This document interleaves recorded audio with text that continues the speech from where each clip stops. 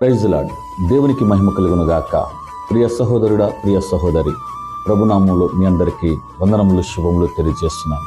ఈ ఉదయకాల సమయంలో మీ కొరకు దేవుని యొక్క మంచి మాటలు చెప్పి మీ కొరకు ప్రార్థన చేయడానికి ఇష్టపడుతున్నాను. ఈ సమయంలో మీరు కూడా ఏకీభవించండి. అపోస్తలుడైన పౌలు గారు తిమోతికి రాసిన 2వ పత్రికలో 2వ అధ్యాయం 1వ వచనములో, నా కుమారుడా, క్రీస్తు యేసునందున్న కృపచేత బలవంతుడు కమ్ము అని తిమోతికి తెలియజేయబడి ఉంది. తిమోతి దేవుని యొక్క కృపచేత బలవంతుడు కావాలని దేవుడు కోరుకుంటా ఉన్నాడు.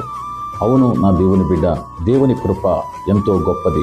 కృప అనగా దేనికైతే అర్హులము కాదో దానికి అర్హులుగా మార్చేదే దేవుని కృప.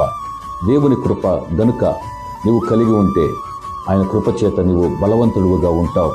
ఈ లోకాన్ని జయించగలుగుతావు, పాపాన్ని జయించగలుగుతావు, మరణాన్ని కూడా జయించగలుగుతావు. దేవుని కృప రక్షణ కలిగిస్తుంది. దేవుని కృప గొప్ప ఆదరణ అనుగ్రహిస్తుంది. దేవుని కృప మనలను బ్రతికిస్తుంది.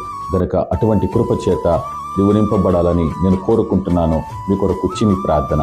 పరిశుద్ధుడైన తండ్రి, ప్రేమ కలిగిన ప్రభువా, ఈ ఉదయకాల సమయంలో ఈ మాటలు వింటున్న మీ ప్రియ బిడ్డలను దర్శించండి, బలపరచండి, మీ కృపతో నింపండి, మంచి ఆరోగ్యాలు దయచేయండి.